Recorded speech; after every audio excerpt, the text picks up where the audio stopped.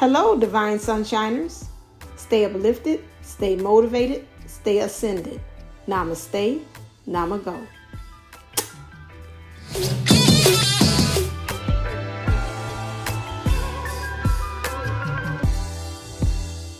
Hello, this is Divine Sunshine coming to you as your soul therapy specialist.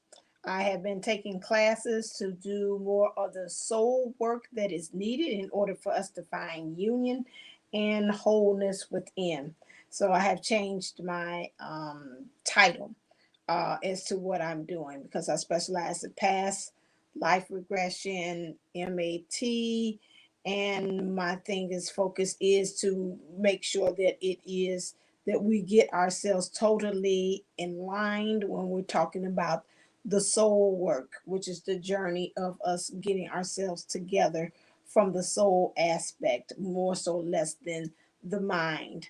In doing those things, one of the aspects is the divine masculine energies and using my gift to be able to tap into that and seeing that with the divine masculines and myself, even Benita had tapped in there. There's this number and vibration and frequency of the number 10 going on with the divine masculine. Even when I drop down and I look on my piece of paper, I'm seeing the number 10. In understanding the number 10 is also in numerology, is the talking about the first number before that becomes 9, which is the ending of cycles. 10 is really wrapping things up and then getting ready to start back at 1. I think about the song, I've always said that about Brian McKnight. Most of the time when I see that 10, you're like a dream you're doing all this building up, you're like a dream come true. And whenever I think my work is done, I start back at 1. So when we hit that 10, that's just really like a finalization and a completion. The divine masculines are now coming to a point right now, it's wrapping up things. This number 10 has been coming up to, I've been seeing my birthday and the number 10. So I'll see like 4, 7, and 10. Anytime you see your birthday, that lets you know that it's a new cycling, a new rebirthing is coming up. So in case you didn't know that, if you see your numbers up there, most time that's what it means when you're seeing your birthday. And say I see a 10 next to that. So if we go about with the divine masculine energies, and like yesterday's thing where I told you about the divine masculine, there is a part of them that's like hold my hand, because there's the unknown that is about to come up with. And that's why I say it again, myself and even Sean, if you did not watch that, the candid conversation with Sean about the DM, please do. At this time, as we're getting to that, they say in denouement, that the cusp is the precipice where it's all coming together, and they're showing me like this peak, this apex, as things are coming to an apex, coming to an head. Thank you. Understanding that there's some things that are going on behind the scenes with the divine masculines. If you're in communication with your divine masculine, their energies is funny. To me, I pick up it's like discombobulated. I'm hearing also Marie Antoinette off with the head. Now, only one who would be talking about off with the head is the so-called would be the so-called queen. I'm seeing them saying Queen of Swords. Okay, I'm not familiarized with the tarots about that. I'm not that deep. I look more so into the looking at the cards more so of the pictures for the illustrations. King of Swords. I've heard of people using Queen of Swords is for the energies for the karmic energies. Okay. Some of them are getting to the point that they are saying, I'm seeing off the head, and they keep on showing me that part too. Some of them I got to, let me stop this. I'm thinking about it. I'm teaching the kids about Henry II. Henry II was the one that had a friend, and the friend, they told him to put them into Thomas Becket. Thomas Becket was supposed to be his friend that he put in power to be the archbishop, because he believed that him having him in that position, he could be able to control him, and if he control the church, he controlled the whole world. That's back then in the medieval times. Middle Ages, and a lot of times, church was really big back then.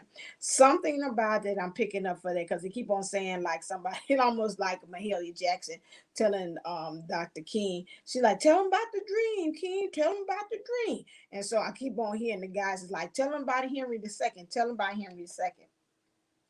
So in telling about Henry II, there is some betrayal that's going on there. And I'm thinking again, I'm picking up that they're saying it was a betrayal that had to do with the spirituality. Okay, they came in one way thinking that they were going to sell their ego. They were selling themselves to the ego. Okay, let me rephrase that.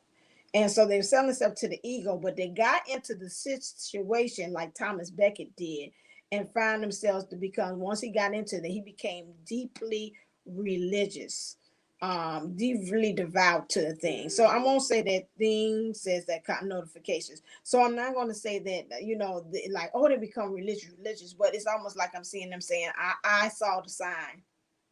I opened up my eyes, I saw the sign. They seen the sign. Okay, so they are seeing signs right now, the divine mask in there, that is making them to open up their eyes where they are. And so in opening up their eyes where they are, there's this awakening, which I've been saying they have been awoke. I've been using the woke nation for quite some time. Everybody has been on some level, have been awakening. And so the divine mask in this way, there is a little bit of betrayal. Now, where I'm kind of sticky on, I'm trying to find out, the thinking this one way, they kind of switched it up when they got up in there. Um, Wealth, freedom. Hold on a second. Sometimes they give me cue cards, but I don't want to be. Wealth, freedom, and bikini. That goes back to that goes back to, get off of here. That goes back to, I'm sorry, I was trying to see the notification. I see you went blank. That goes back to the bikini. That's back to the beach. Okay, there go that bikini again. That's interesting. They brought me the bikini. So we got to go back to that again. Okay, so wealth and freedom. The jokes on is about what the divine masculine thought was going to be wealth and freedom by getting into the situation. Okay, that I'm seeing with the karmic situations, person, place, or thing, or whatever situation that he thought, but he's found out once he got into it, it was a hard lesson. And that's what karmic situations are. To help them to see. They come in there again to kind of get, again, says another one, they're doing little small things. So they can be able to help themselves to kind of get themselves back. I'm saying back in stride again, because they were off. We all know that when you go over there, a lot of times, sometimes you go into a common situation that is to help you to get yourself reset, yourself rebalance yourself, to get back to your truest form of who you are. Maybe because again, before you got into the situation, you forgot who you truly are as a divine masculine energies. You're divine. Some of these things that they have signed on, they should not had by being in this situation. So the divine masculine now feels as if, again, he wants this wealth, he wants this freedom, and he wants the bikini. The bikini will represent the divine feminine, because I told you, I see you yesterday with like itty bitty polka dot bikini, whatever it said. And so he had seen that. And so the divine feminine is like, hey, I got this freedom. I'm just doing me. You know what? I want you to, and the divine masculine, like, I want you to hold my hand. And she's like, okay, really? Okay, I hold it for a little while. And she's like a kid kind of looking around. It's like, how long are we going to do this? With the divine masculine, again, send him love over there his way. It does not change the situation, it does not make him more anchored into the situation. It's just sending love over there to them, to kind of empower him, to kind of give him that, like I call it, that Space Jam juice, that like, ooh, give me some of that juice. Remember the movie Space Jam, and all the cartoons was having it, and Bugs Bunny had really played a trick on them to say that here you have the goofy, the juice is going to really jam you up. It wasn't up with water in it, but he played a trick on their mind, and they went up there really pumped up and thought they could really conquer the monsters that were there, on the monsters of the midway, monsters of the court. And so that is it. So again, all that does is just empower them. Just your words, just your energies, and makes them feel like, hey, I can do this. Just through that connection. Doesn't make it better for them, doesn't make them feel and think that, oh, this is coming from the karmic. They can know definitely that who is specifically coming from. So again, you send them that, just that empowerment for them to be able to see, for them to remember the love. And so this is where it is. So they're now here at a point that they're saying that they have this 10 getting ready to prepare and to get ready to go on to the next level. I'm trying to see, is there anything else they want me to bring to you?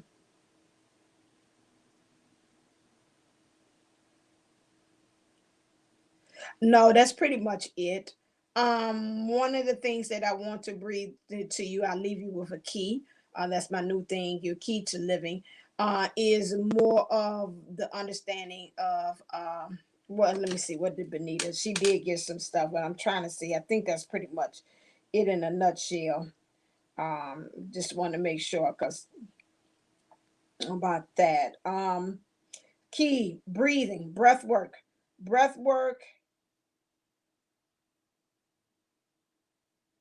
uh, that breath work is very needed. Breath work, breath work. Understanding the difference. I've taken the class now, and they're talking about, and I seen them. They got another class that I'm going to enroll, but I got to take that. About breath work. A third time I've heard this. Patricia mentioned it. I've been doing in class working with breath work as well, and I seen somebody say they were doing another class about that. So it's very much in as far as us, these energies that are going on. Now I'm gonna talk to you, okay? So these energies, the one day today, one of my kids, the principal came in there and asked about, how's the class, how did the kids feel, you know in the classroom with me, and it's like, she talked to us like we her kids. And so, it's like she our mom. And so that's the same thing with you. I always say with you, I'm the auntie with you. So I'm talking to you now. So with these energies that's coming on here, niece and nephew or whatever, whatever you want me to say, now I'm in mama mode, I'm auntie mode. These energies, you've got to get yourself centered. They're coming. There's a lot of things, just like today. Today I was coming on and my computer laptop started talking about doing some Microsoft upgrading things, whatever. And then I was like, you know what, it stopped me. I couldn't get on my computer. I felt like I was going to get the whirlwind, like some people say, here's these towers. But you got to remember the difference between these towers that being sent to you.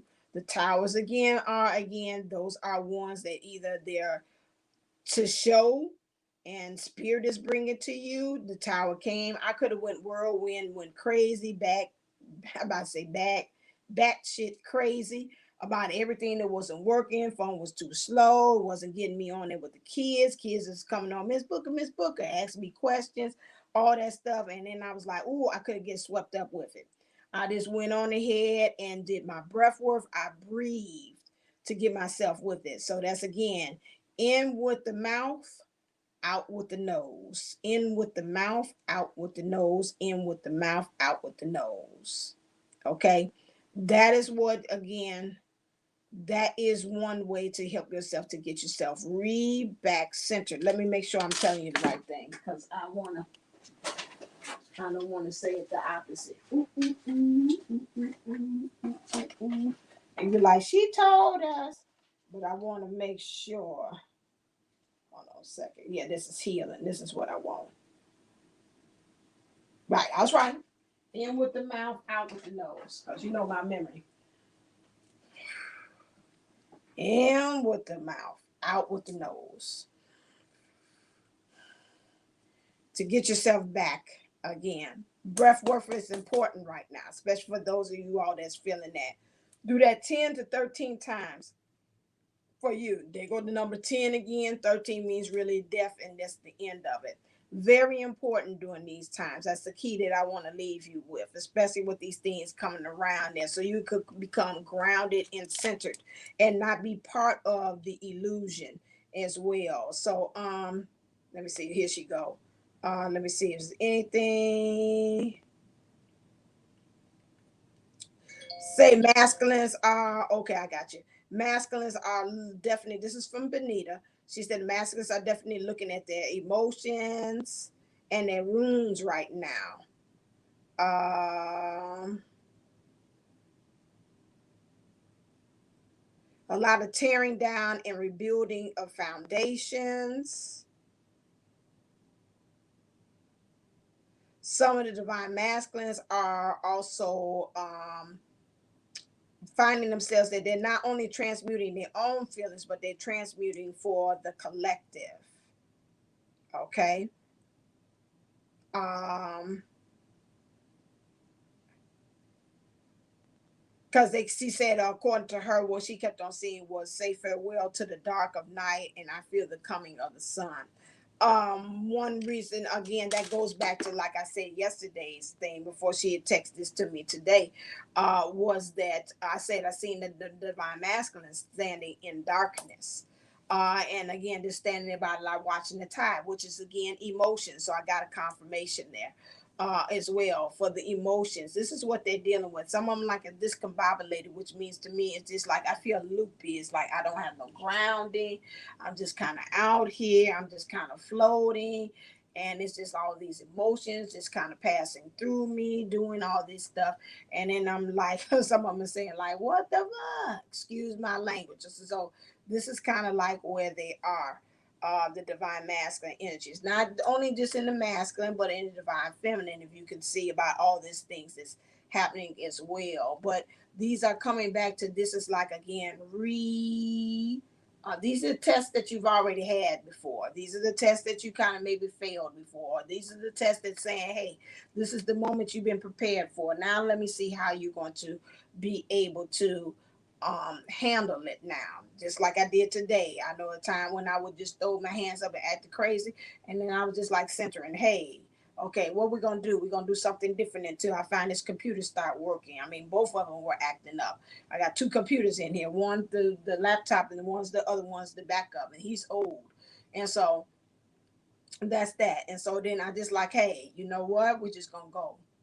I keep on feeling like this. This is just really adopting to going like with the chi and the flow, like April said, and you throw it at it and find some kind of way to cycle it back and become one with it, and to bring it back out there in a new form that's been thrown to you. Okay, I felt it. Yes, I could have been going off on the kids, like, shut up, shut up. I'm trying to figure this out. Y'all not helping me.